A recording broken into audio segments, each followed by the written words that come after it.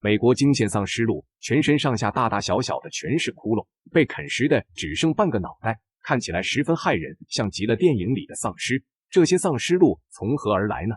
起初，人们以为丧尸鹿是感染上了寄生虫，后来才知道这一切都和一种叫做新大陆螺旋蝇的苍蝇有关。这种苍蝇也叫做食人蝇，以新鲜的血液啃食鲜肉为生。如果遇到身上有伤口的动物，那么食人蝇就会将自己的卵产在伤口处，相当于是寄生在动物体内。等这些虫卵成为幼虫之后，它们就会吸食动物身上的血液，啃食它的肉体。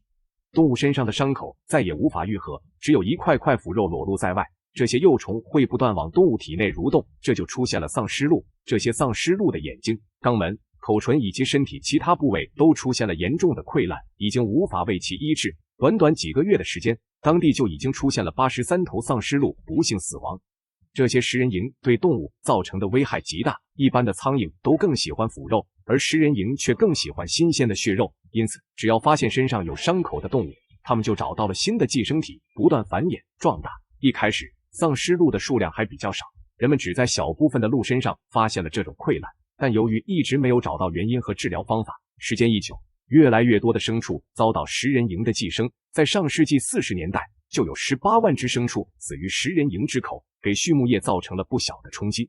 美国出现恐怖食人蝇，数十万只牲畜遭到寄生，全身溃烂，伤口裸露，连人类也遭到食人蝇的寄生。2013年，英国一位女子前往南美洲游玩的时候，无意中遭到食人蝇寄生。当天她正坐飞机返回英国，在飞机上就感觉耳道中时不时的发出异响。该女子一开始以为是飞机飞行过程中带来的不适感，便也没多想。只是回到家后，她感觉这种情况越来越严重，时不时的还能闻到一股恶臭味。该女子不得不前往医院做检查，这一检查才知道自己的耳朵中有几十条蛆虫在蠕动，耳朵也开始流脓。医生甚至在她的耳道中发现了一个1厘米左右的血洞，想必是遭到了啃食。女子和她的好友都吓坏了，当天就将这些蛆虫全部取出，还好发现及时，否则等这些蛆虫继续生长，它们会直接爬进女子的脑袋。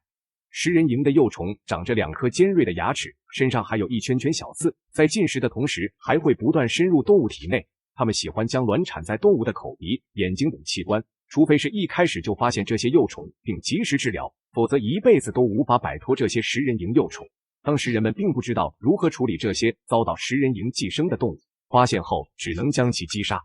其实食人蝇本身并不可怕，它们就像是绿头苍蝇那样，不会对人和动物构成太大威胁，只是它们的幼虫却非常擅长寄生，一旦沾染上，恐怕就无法摆脱。美国牲畜遭食人蝇寄生，数十万只牲畜全身溃烂。食人蝇的威力为何如此强大？它们最终又是如何被消灭的呢？不难发现，这些遭到寄生的动物身上都有大面积的溃烂，最终连内脏都被啃食殆尽。食人蝇一次可以产100多枚卵，虫卵生长到蛆虫阶段之后，就会开始啃食牲畜的身体。这么多蛆虫一起啃食，短短2天时间，动物的各个器官就被啃食的不成样子，而食人蝇却还不肯停手。当这些蛆虫长大成为幼蝇之后，它们就会进一步的进入动物的体内，啃食动物的内脏，直到动物完全死亡。